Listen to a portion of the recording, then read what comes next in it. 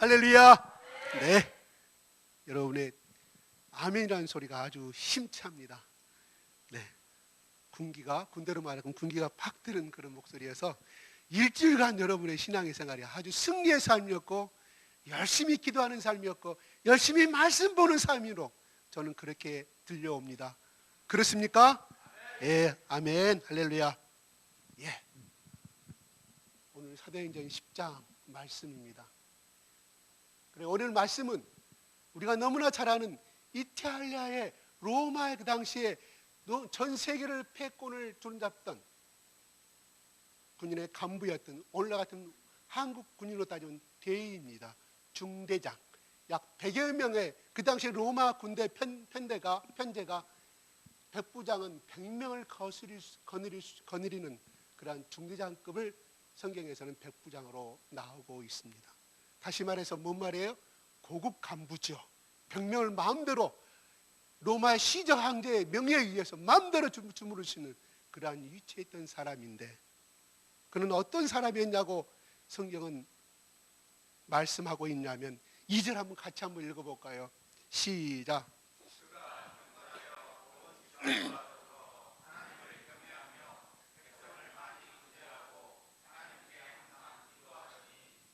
네, 그는 경건한 사람이라고 소개하고 있습니다. 직책은 백부장이지만 그는 신앙적으로 경건한 사람이라고 말하고 있습니다. 두 번째는 온 지방과 더불어 하나님을 경외하는 사람이라고 말하고 있습니다. 세 번째는 백성을 많이 구제하는 사람이라고 말하고 있습니다. 그리고 네 번째는 하나님께 항상 기도하는 사람이라고. 이 2절에 고넬료라는 사람은 이 2절 속에 어떠한 사람인가를, 영적으로 어떠한 사람인가를 정확하게 누가는 기록을 하고 있다 이거예요. 첫째로 그는 경건하다는 것은 뭡니까? 글자 그대로 해석하면 무언가 항상 늘 깨끗하고 늘 하나님 앞에 건강하고 심적으로 영적으로도 건강한 사람, 다시 말해서 하나님 보시기에도 깨끗한 사람을 말해주고 있습니다. 그러한 사람이었다는 거예요. 그는 결과적으로 경건의 삶을 어떻게 살았냐고 하면 바로 하나님께 항상 기도하는 것이 있었기에 그는 이렇게 경건한 삶을 살 수가 있음을 은연중에 누가 이 저자는 기록을 하고 있다는 거예요. 그래요, 이 세상에는 좋은 말들이 참으로 많이 있습니다. 예전에 제가 한번 저에게 겪었던 이야기처럼 성경에는 오른밤을 때리면 왼밤을 대라고 하였지만 우리 종교에서는 왼밤뿐만 아니라 또 다시 오른밤을 내밀을 하겠다고, 그러면서 당신의 성경의 진리보다 우리 종교의 진리가 더 크다고 저한테 제가 한번 그랬던 적이, 제가 당했던 적이 있다는 이야기했죠. 저는 한 말도 안 했어요. 아무 말도 안 했어요. 왜? 그래도 예수님의 사랑이, 예수는 나를 위하여 십자가에 죽었지만 당신이 믿는 그분은 당신을 위해서는 죽지 아니하였느냐, 내 속으로 그렇게 했어요. 그러니까 뭐예요? 당신도 예수 믿었으면 얼마나 좋을까 하는 그런 바람이 있었습니다. 얼마나 동창회 모임을 갔습니다. 그 사람 여전히 학교에서 잘 나가는 학장이 되었고 또 거기에 우두머리가 돼서 그쪽에 열심히 하고 있더라고요. 더 이상 말을 못했습니다. 마음속으로는 예수를 믿었으면, 근데 그게 동창회 자리 모임이라 더 이상 예수란 전도를 못하고 왔습니다. 언젠가 다시 한번 만나면 과거의 학창시절 때 듣던 이야기를 이야기하면서 과감히 어쩔 수 없이 그 사람한테는 공격적으로 말할 수밖에 없어요. 왜? 영혼을 사랑하기 때문에, 계속해서 만날 수가 없는 사람이라, 잘 나가는 사람이기 때문에 제가 그렇게 복음을 외치고 그럴 계획입니다. 예, 그는 경건한 사람이었는데요, 그는 또한 여기서 봅시다. 온 지방과 더불어 하나님을 경외했다고 그랬습니다. 뭔 말이에요? 온 집안이란 뭔 말이에요? 그분의 아내와 자식과 거기에 속해 있는 모든 하인과 노예들을 말해주고 있습니다. 여러분, 다시 말해서 그 안에도 소위 이야기해서 여기에 지금 학자들 간에 논란이 있어요. 이 사람이 과연 유대교에 입교했느냐 안 했겠느냐. 그래서 적어도 이방인이었기 때문에 그는 유대교에 입교는 되지는 않았지만은 그는 유대교에서 말하는 그 율법과 하나님에 대한 신명기 모든 출애굽을 신봉했던 사람이라고 이렇게 학자들은 해석을 하고 있어요. 적어도 구약에 나오는 여호와 하나님을 믿었던 사람이기에 이렇게 경건한 삶을 살 수가 있었다는 거예요. 그 사람의 행위와 구제하는 행위와 경건의 행위와 기도하는 그런 모든 것이 언행일치가 됨으로 말미암아 그의 아내도 남편의 신앙에 따라 거기를 신봉하게 되었고, 또한 오늘 또 말씀에 보면은 구시의 3절에 보면 구시에 나와요. 뭔 말이에요? 유대교는 그 당시에 하루에 3번씩 다 율법에 기도하게 되어 있습니다. 3시, 6시, 9시.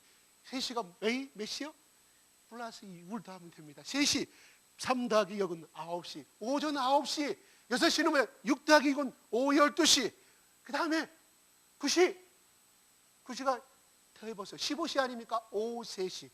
9시, 12시, 오후 3시에 그 당시에 유대교인들은 무조건 예루살렘 성전을 향하여서 또는 성전에 간 사람도 마찬가지로 하나님 앞에 기도하는 습관을 가졌습니다. 이 이탈리아의 이 군인은 그가 신앙생활을 유대교를 접한 지 얼마인지는 모르지만은 그는 역시 9시에 기도하다가 한상을 바라보게 된 그 3절에 기록된 걸 보면 그는 역시 유대교에서 말하는 하루에 3번씩 기도하는 사람이었다는 거예요. 여러분, 내 남편을, 내 아내를 잘하는 사람은 누구예요? 박앤희 권사가 아니에요. 자기 오빠 동생도 아닙니다. 내 아내를 잘하는 사람, 내가 제일 잘 알아요. 하루에 몇 시에 일어나고 어떻게 생활을 한 걸 다 합니다. 또한 내 아내는 나의 모든 생활 다 잘합니다. 또한 여러분의 자녀는 나의 어머니가 교회를 다니는데 집사고 장로인데 우리 엄마 아버지가 어떻게 신앙생활을 다 알고 있다는 거예요. 우리 엄마 우리 아버지 몇 시에 퇴근해 텔레비를 보고 몇 시에 자고 아침에 일어나면 성경 말씀을 매일 묵상을 하는지 안 하는지 누가 알아? 여러분 자식들이 다 아는 거예요. 만약에 이 유대인이 이 고넬료가 그러한 삶을 살지 않냐고 여기서 그래요. 누구든지 구제할 수 있습니다. 가난한 사람 도와줄 수 있습니다. 로마에 잠겨있기 때문에 그 당시에 월급은 꽤 좀 있었겠지요. 식민지 유대인들, 피지배 국가 유대인들 얼마나 못 살았겠습니까? 때로는 배고픈 사람에게 양을 사주고 소도 사주고 또한 옷도 사줘서 그렇게 구제 일을 했을 거라 이 말이에요. 그 일은 뭐예요? 하나님도 아닌 사람, 안 부른 사람도 할 수가 있다는 사실이에요. 그 행동만, 드러난 행동만 했다고 하고 만약에 그가 그의 부하들과 실제적인 가정의 삶 속에서 그러한 은행이 일치가 되지 않는 삶을 살았다고 하면 그의 아내와 그의 부하들과 그의 하인들이 여분을 경건한 사람으로 인정하고 따랐을까요? 온 집안이 하나님을 섬겼다고 나옵니다. 뭔 말이에요? 그는 남이 보든 안 보든 하나님 앞에 인정받는 사람이 되었기에 3절에 보면은 한번 같이 한번 읽어볼까요? 3절 한번. 예, 같이 봐요. 자, 4절 한번 읽어볼까요? 시작.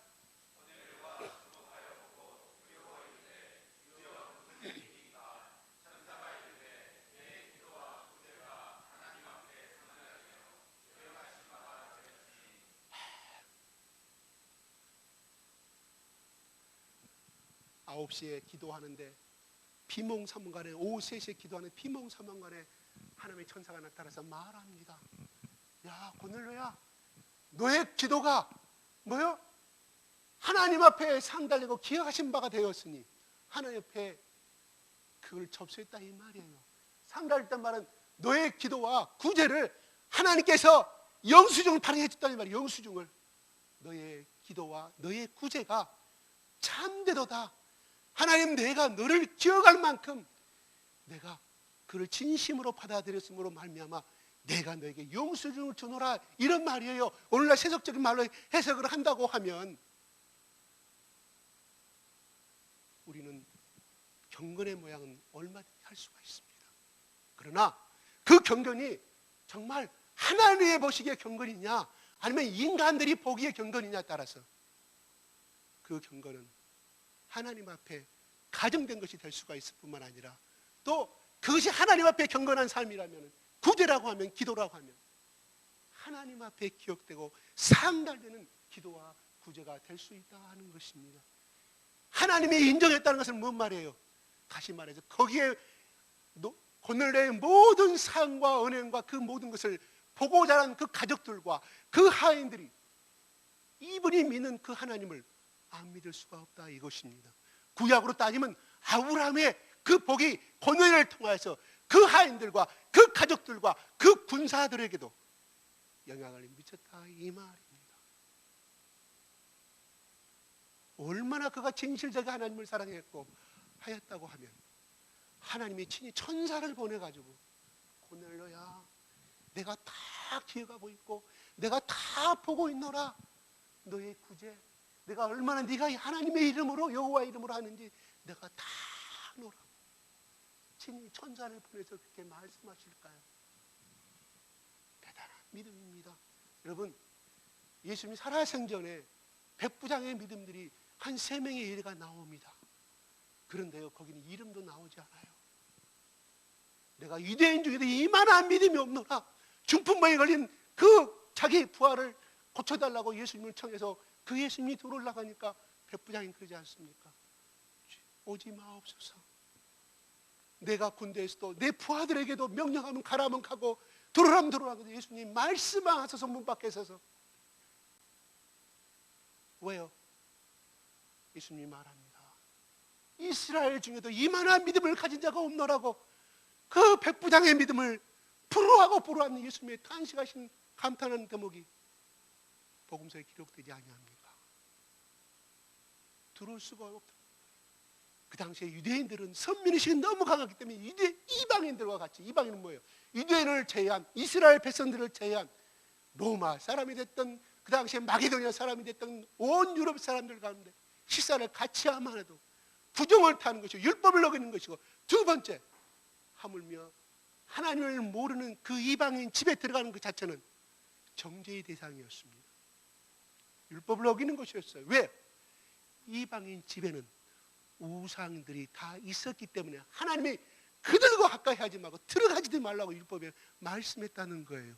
그 율법을 그대로 지켰던 사람, 그 당시 예수님이 살던 당시 그들은 그렇게 지켰다 이 말입니다.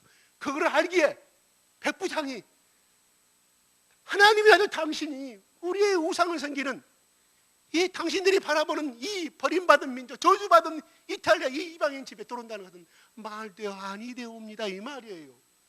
말씀만 하셔서 그것도 큰 믿음이지만 바로 백부장이 그 피집의 청년인 예수한테 식민지 청년 예수한테 오지 마옵소서.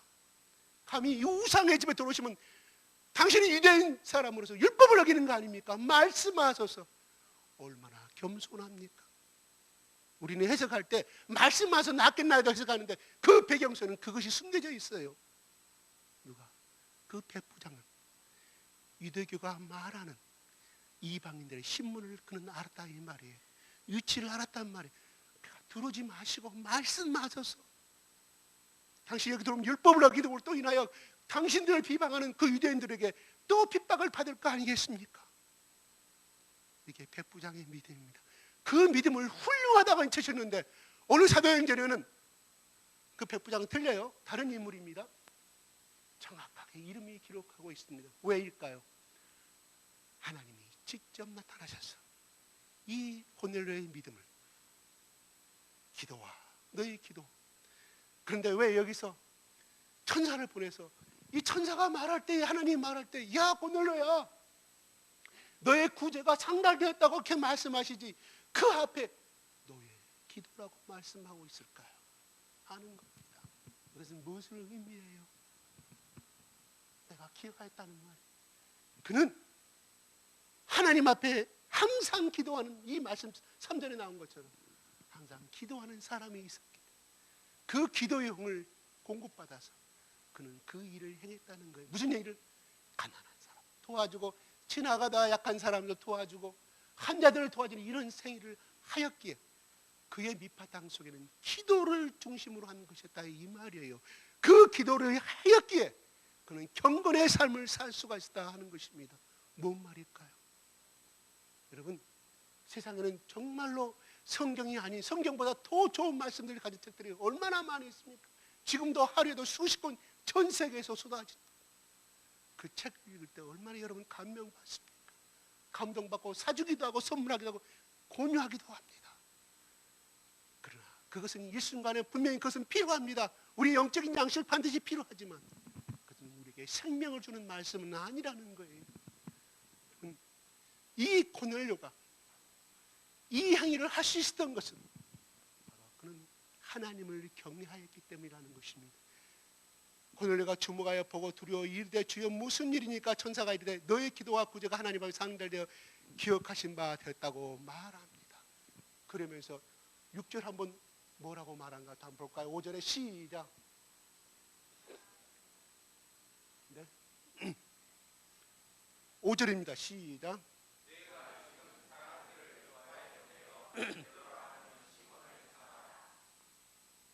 6절 읽겠습니다. 시작.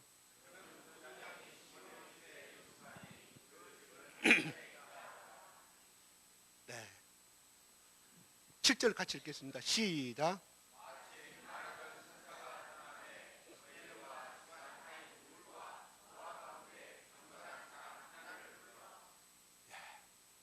세 명을 보내죠. 그저 하인들과 부하 가운데 경건한 하나를 보내. 군인 가운데 경건한 사람이 있었다 이 말이에요. 군대 생활도 힘들 거고 스스로 옷도 빨았을 것이고 훈련 받았을 것이고 그런 가운데서도 이 백부장 자기 상관인 고넬료의 영향을 받아서 예수를 하나님 믿었던 사람이 있었다는 거예요. 그 사람이 경건한 사람이라고 표현하고 있습니다. 세 사람을 보내는 장면이 나오게 됩니다. 여러분, 그 다음에 한번 보겠습니다. 9절 한번 읽어볼까요? 9절에 시작.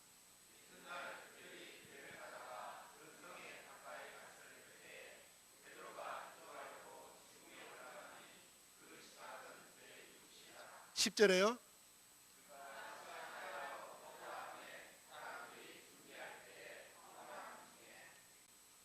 네. 11절 읽어볼까요? 시작.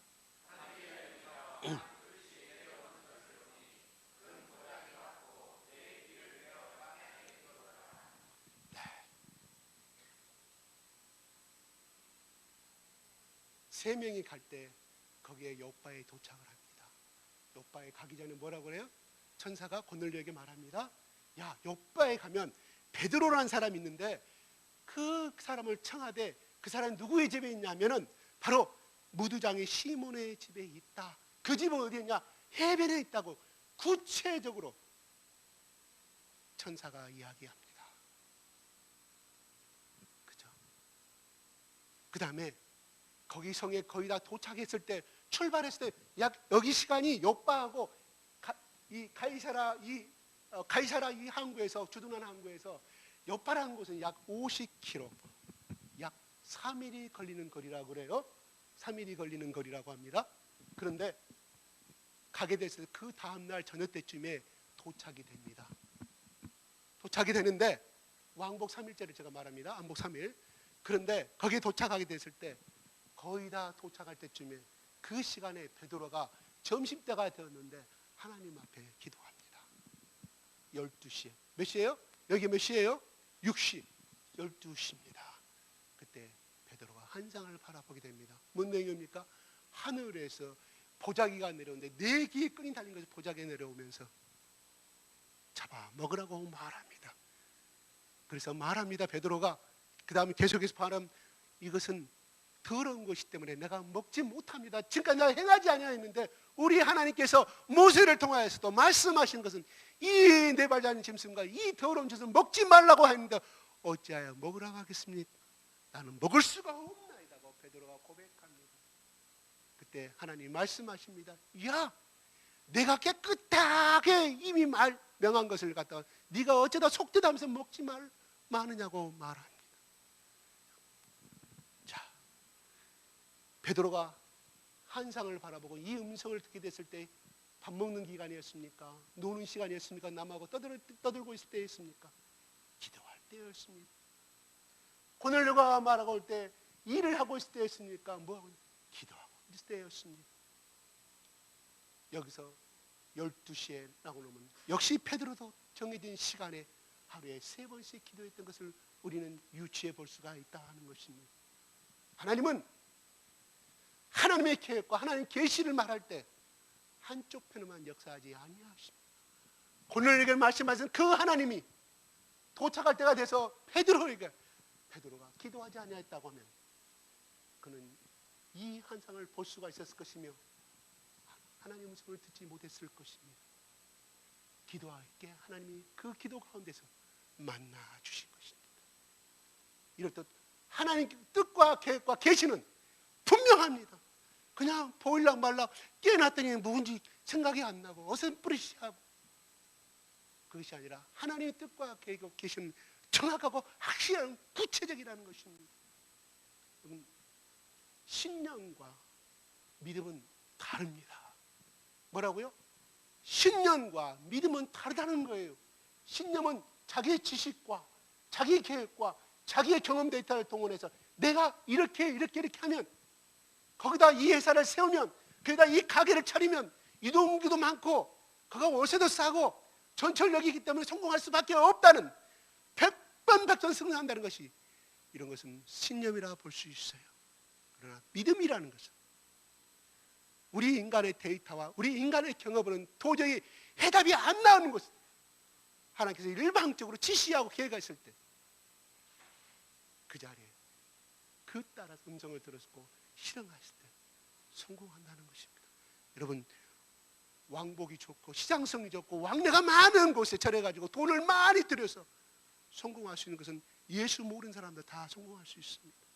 그러나 하나님 안에서의 성공은 인간의 뜻과 인간의 계획을 할 수 없는 곳에서 하나님께서 일방적으로 지시한 곳에 순종하였을 때 하나님의 역사가 일어난다는 것입니다.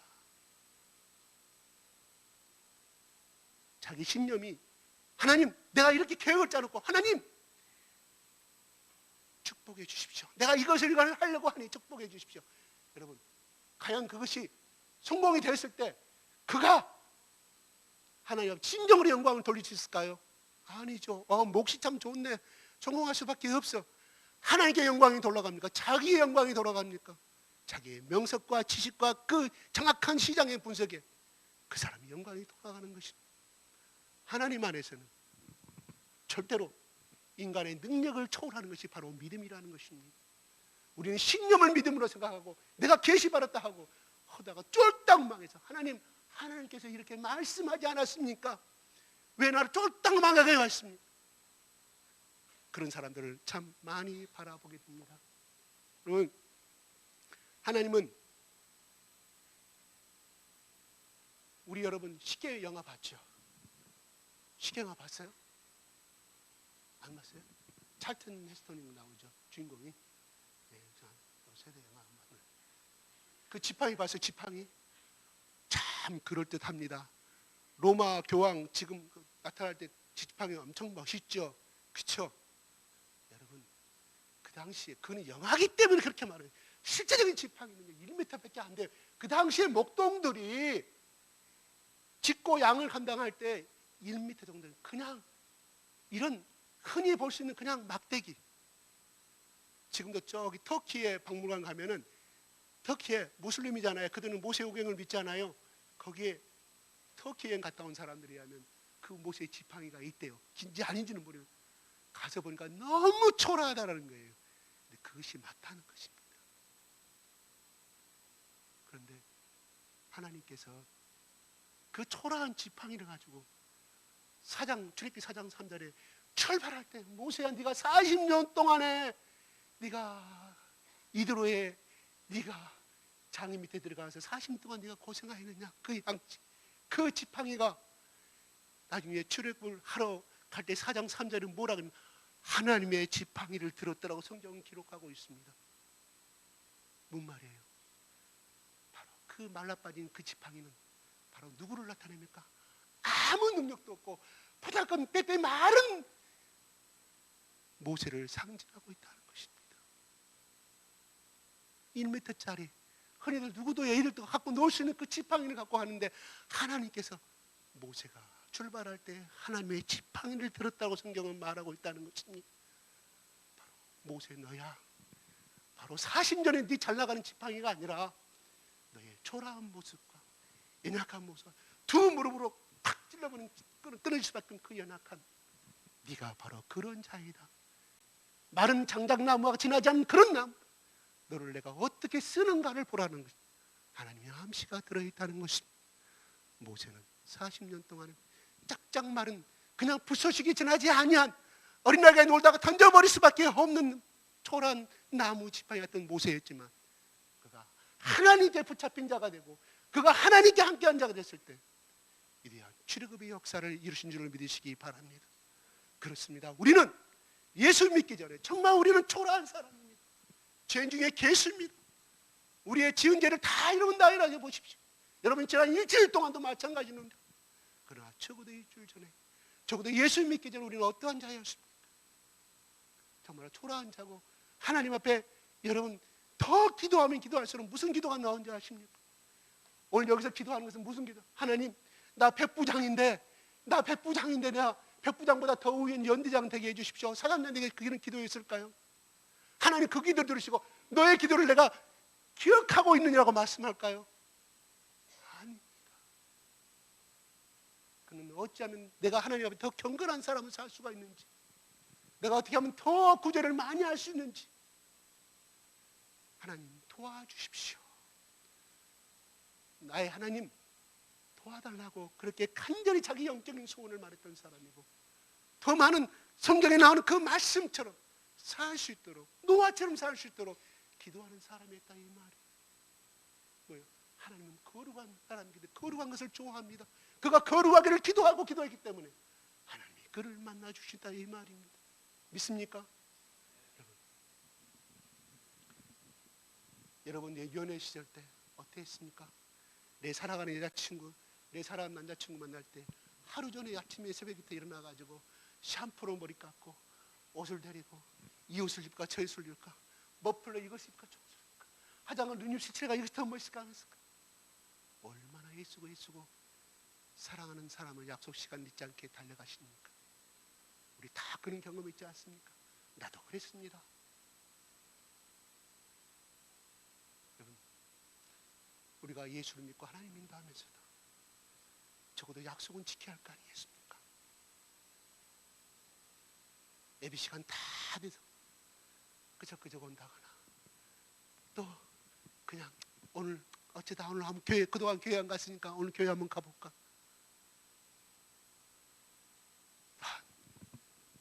어떤 사람은 편안히 지내다가 쫄딱 집안이 망하고 그러니까 결과적으로 새벽기도 열심히 나가는 기도. 그건 뭐예요? 내가 원할 때 하는 기도 아니겠습니까? 여기서 나는 고넬료는 그런 기도가 아니었습니다. 하나님 앞에 경건하게 살 수 있도록 내가 어떻게 하면 하나님의 말씀 가운데 살 수 있는 사람인가를 그런 예치는 사람이다 이 말이에요. 자기 성공을 위해서 기도하지 아니하였습니다. 어쩌면 이 피지배 민족을 더 많이 구제할 수 있는가를 하나님은 도와달라고 기도했다 이 말이에요. 우리 모두 이러한 기도가 되기를 바랍니다. 하나님 다비다를 살려줬습니다. 하나님 또한 고넬료를 이렇게 축복해 주셨습니다. 하나님 기도하는 사람들 만나기를 원하시고 또한 하나님이 얼마나 구제하는 것을 기뻐하시는지 우리는 알게 됩니다.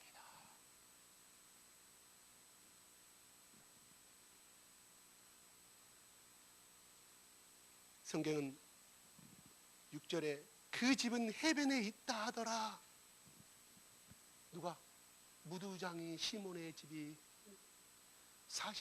지난주 9장 43절 제가 설명을 못 드렸는데 베드로가 다비다를 살렸을 때 거기 요바에 많은 사람들이 돈 많은 사람도 많이 있었을 거고 돈 빵빵한 사학가들도 예수 그리스도 찾는 예수 믿는 사람 많이 있었을까 했습니까? 야, 당신 우리 집 오시오. 예수 사도요. 베드로 사도 우리 집 와서 며칠간 더 유하시고 풍성한 대접도 받을 수 있었습니다. 베드로는 어디 갑니까? 다 성경은 거기서 나오지 아니하지만 그걸 다 거절하고 무두장이 시몬의 집에 있었다는 거예요. 유숙하고 있었다는 거예요. 하나님이 그걸 기억하시고 고넬료에게 말씀하시는 거예요. 무슨 말인가요? 왜 무두장의 시몬의 집에, 그것도 해변에 있는 집에 기록하고 있을까요? 오늘 말씀을 그렇게 말씀하신 하나님께서. 여러분, 무두장에는 그전에 개혁성경은 피정이라고 나옵니다. 뭔 말이에요? 죽은 가죽을 소, 양, 말 이런 거 가지고 구두를 만들고 샌들을 만드는 구두 제품을 만들고 피혁 제품을 만드는 사람이었습니다. 그는 죽은 짐승들과 가까이 하기 때문에 그 당시에 부정한 사람이었고 모든 사람들의 주류 사회에 가고 천민 계급이었다 이 말이에요. 오늘 같으면 어디 계급이에요? 인도에 계급이 5계급이 있죠. 제일 마지막 계급이 뭡니까? 불가종족이라고인가요? 불가족종이라고 그러죠. 그게 인도 인구의 10억이 되는데 20%가 불가천족이라는 거예요. 그 사람들이 인간으로 대접받지도 이름도 없어요. 족보도 오르지 아니합니다.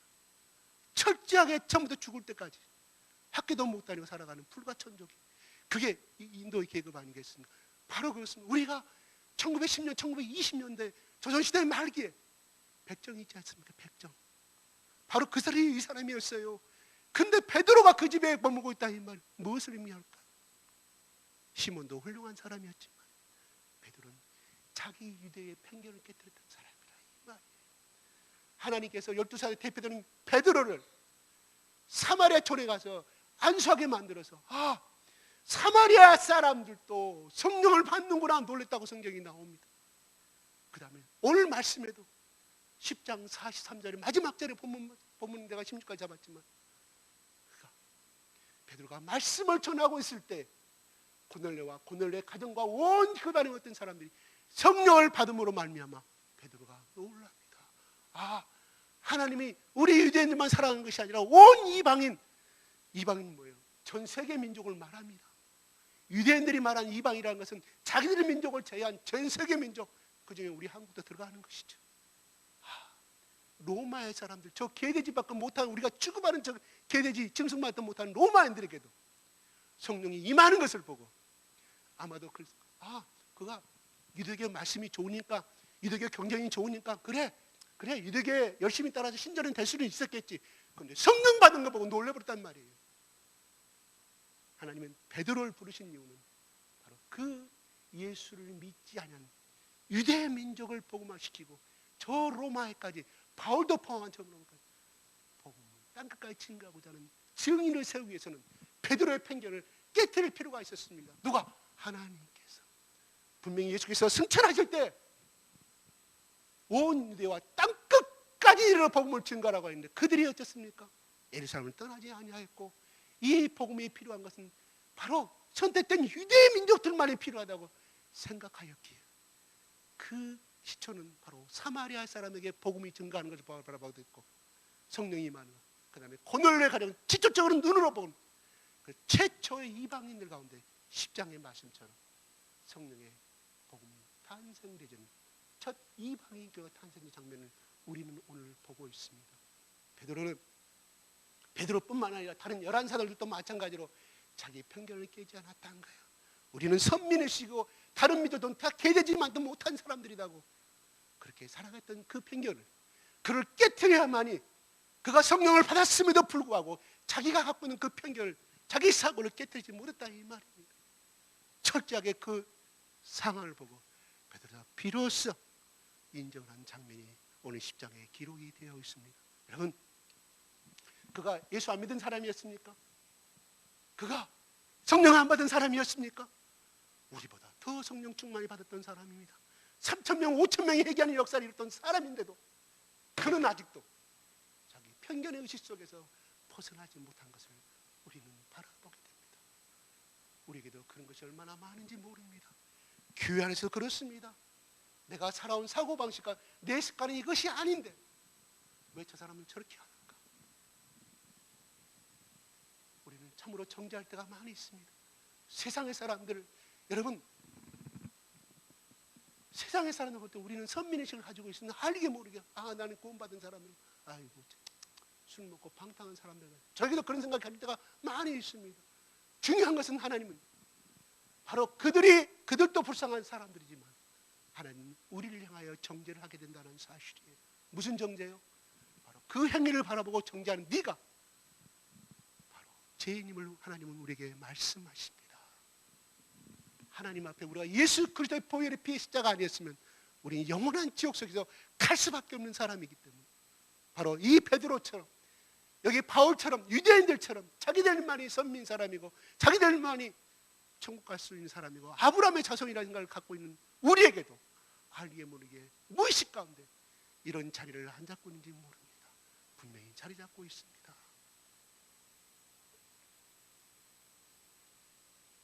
하나님은 우리가 이스라엘 백성을 선택하신 백성이 뭐예요? 이유가 무엇입니까? 특별히 나는 예수께서 이 땅에 백두산으로 오시고 좀 한라산에 오셔가지고 2000년 전에 했으면 얼마나 좋았을까요? 우리나라 강대국이 됐을 것이며 이 나라에도 저 미국 눈치 안 보고 저 중국 눈치 안 보고 얼마나 큰 강대국이 됐을까? 가끔 그런 생각 해봐요. 그래서 얼마나 좋겠어요. 그렇습니다. 하나님이 유대 민족을 통해서 그 예수 그리스도의 복음이 전 세계에 복음화가 되는 것이 하나님 나라가 세워지는 것이 하나님 뜻이었기에 먼저 그들을 선택하였고 방법이 있다는 것이지 그들만이 천국 가는 것이 아니라는 것입니다. 하나님은 오늘 여기에 있는 우리 모두는 예수 그리스도의 복을 갖고 여러분 속에 예수 그리스도가 계심을 믿으시기 바랍니다. 그러므로 여러분이 있는 가정 속에서 여러분이 가는 직장 속에서 여러분이 가는 사회 속에서도 여러분 속에 계시는 성령의 예수님께서 그 복이 전달되기를 원하고 전념되기를 원한다는 사실을 믿으시기 바랍니다.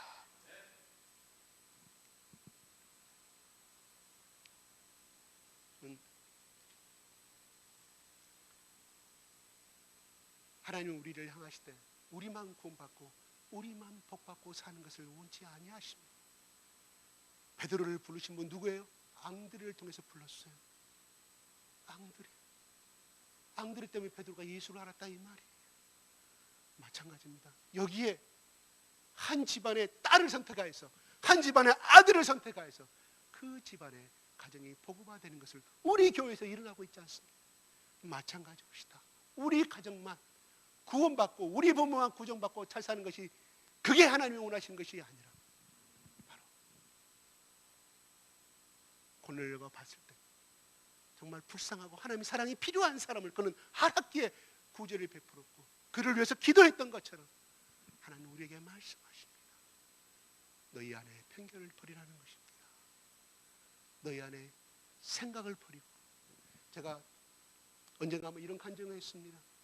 하나님 내가 이 중국에 이 많은 사람들에게 복음을 증가한 중국어도 모르고 저 사람들 저기서 열심히 뛰고 내 눈앞에 다 하나님 택하신 사람들 같은데 나는 중국어 하나도 할 줄 모르는 그 캠퍼스에 내가 눈물을 흘리고 있었습니다. 내가 울고자 싶은 건 아니라 그냥 성령이 충만한 사람도 아니었어요. 그냥 내가 그렇게 하지 못한 거에 내 자신 서름 나서 눈물을 흘리고 있는데 하나님의 성령이 말씀을 갑자기 저에게 말씀하는 거예요. 내가 너에게 날마다 나의 사랑한 택한 영혼을 너에게 보내고 있지 않냐. 그 음성이 내 마음속에 들리는 걸 내가 깜짝 놀랐어요. 아니 뭔 나에게 보낸단 말이냐. 나는 아직도 한 사람한테 복음을 증가하지 못하고 이 자리에 앉아서 초라하게 이렇게 앉아 있는데 하나님 무슨 말씀입니까? 더 이상 내 마음속 음성이 들려오지 않아요. 기이하고 생각하고 또 생각하고 한 달 두 달이 흘러갔습니다. 어느 날 하나님 나에게 기도를 주십니다. 한 사람의 영혼이 들어오는데 한 사람 면접이 들어오는데 깨재재하고 옷은 안 빨았지 이빨 머리는 탁탁 붙어있지. 심란한 애가 들어오는구나. 이왕이 우리 회사 직원이 들어오려면 깨끗한 애가 들어왔으면 좋겠네. 그때 성령께서 말씀하셔요. 문 열고 쫙 딱 들어오는데 내가 택한 나의 사랑하는 자녀이니라. 제가 거기서 깜짝 놀라요. 아, 2달 전에 얼마 전에 말씀하신 그 말씀이 저 말씀이었구나. 따듬따듬 중국어로 가르치고 너 합격, 여기부터 나와. 가만히 생각하니까 이걸 구체적으로 전해야겠네. 어떻게 중국어 사형리가 있더라고요. 중국어로 된 사형리가 있어요. 그런 가지고 그 다음부터는 야 부장한테 절대 전부 다 면접 전부 다 나한테 들고 와. 그래가지고 보내는데 사형리 이렇게 시키고 그 다음에 이 뜻이 무엇인가를 간단하게 중국어 말로 하게 하고 너랑 같이 이 천국을 같이 가고 싶지 않느냐? 천국 가고 싶대. 뽀뽀하고 싶지? 그래, 나랑 같이 고백하자. 너 여자친구 있니? 여자친구 있대. 야, 여자친구 사랑한다 말했어 안 했어?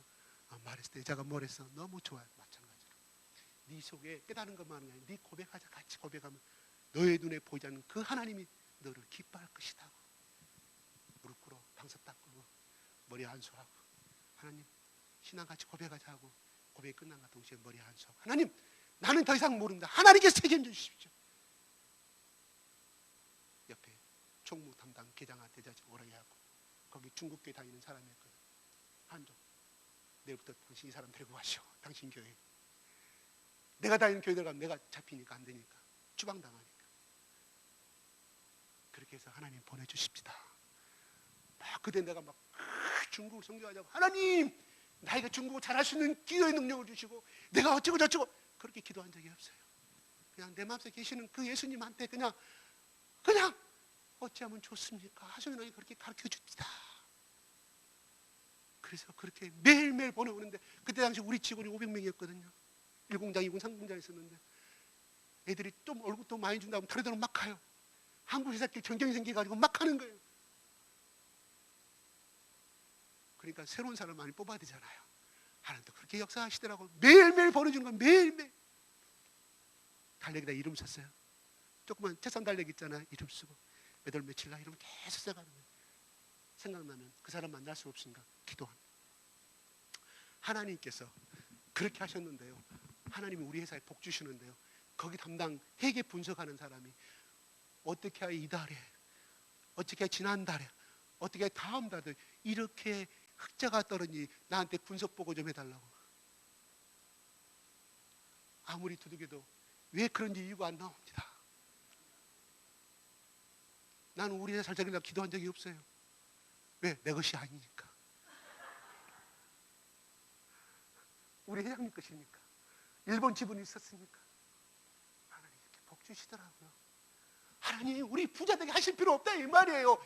저 경건하고 저 하나님 앞에 구자는 열심히 하나님께 복을 부어주신다.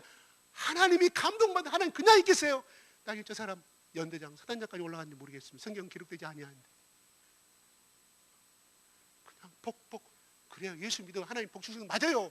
맞는데 먼저 그의 나라 그 의를 구하라고 예수님이 말씀하셨잖아요. 그 기도 제목을 앞서가야 한다 이 말이에요. 하나님 나 이 사업 잘하게 해주면 또 이 문제 해결해 주면 하나님 나 교회 열심히 주일날에 안 빠지겠습니다. 그런 사람 열심히 교회 다닙니까? 저는 못 봤습니다. 내 경험상 그래요. 그게 앞서버립니다. 예전에 우리 장학금도 주고 많이 그랬잖아요. 키워보려고. 다 떠나버리잖아요. 하나님 먼저 복음의 구원이 먼저라 이 말이에요. 영혼의 구원이 먼저라 이 말이에요. 잘 나갔을 때 기도하십시오. 이 사람도 잘 나갔을 때 기도해서 언제나 기도하는 사람, 항상 기도하는 사람, 약속된 시간에 기도한 사람, 적어도 이제 한 달 남았습니다. 한 달.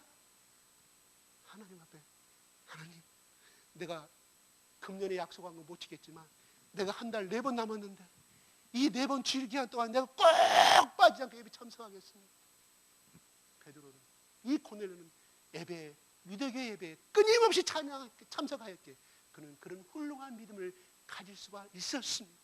예배에 빠지는 사람 치고 여러분 신앙 상태 좋은 사람 있습니까? No! 사랑이 식어버렸는데 어떻게 그 증거가 됐습니까? 정죄하는 거 아닙니다. 그럴 수 있습니다. 그럴 수 있어요. 그러나 알고 있을 때 하나님이 기다릴 때 빨리 나오십시오. 빠지지 말고 나오십시오. 하나님 나라 의를 구하는 이 고넬료가 우리처럼 사업 잘 되게 해달라고, 우리 가정 축복되가 서울대에 들어가게 해달라고, 우리 손주 서울대에 들어가게 해달라고 고넬료는 그렇게 기도하지 아니하였다 이 말이. 가해 한 번 안 보도 서울대 의대 들어간 사람이 있다니까요. 제가 전번에 말씀드렸잖아요. 가해 한 번 학교 소문 받아서 서울대 의대 들어갔다니까요. 제가 여러분한테 말씀드렸잖아요. 그분이 증거예요, 증거.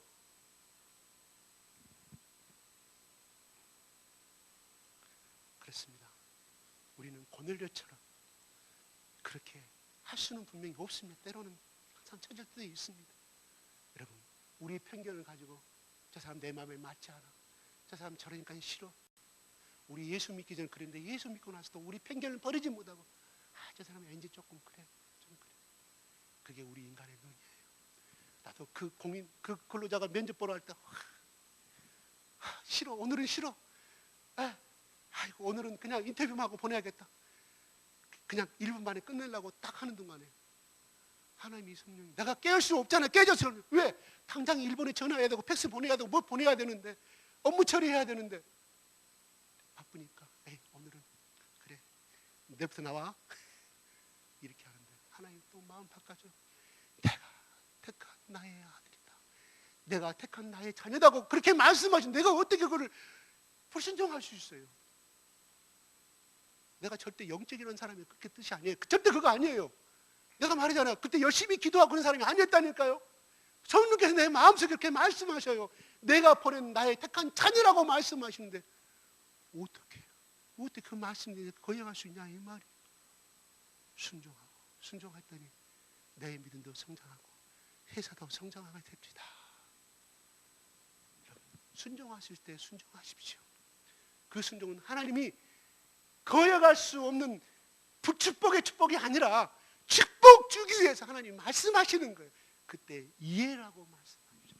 고넬료가 50kg거든 그 옆바에 있는데 하나님, 그 2명이 우리 군대가 아직도 항제가 언제 군사검문 나올지 모르는데 어떻게 보냅니까? 고넬료도 얼마든지 말씀할 수 있잖아요. 지체하지 않고 보냅니다. 그게 고넬료의 훌륭한 점입니다. 베드로의 훌륭한 점 뭡니까? 하나님, 거기서 가라고 하니까 얼마나 피곤했겠습니까? 무두장이 해변가의 집, 천대받는 집이기 때문에 극진에서 살지 못하고 해변가에 살았다니까요. 그 집에 그것은 잠은 제대로 잤겠습니까? 피곤한 가운데서 베드로야, 누구가 없건 너는 따라가거라, 의심하지 말고 가거라. 베드로가 가지 않습니다. 베드로, 하나님께서 축복받는 귀한 종으로 쓰신 줄로 믿으시기 바랍니다. 여러분 마음속에 성령의 말씀이 들리면 순종하십시오. 싫어도 순종하십시오. 그때 축복받는 시간인 줄 믿으시기 바랍니다. 기도하겠습니다.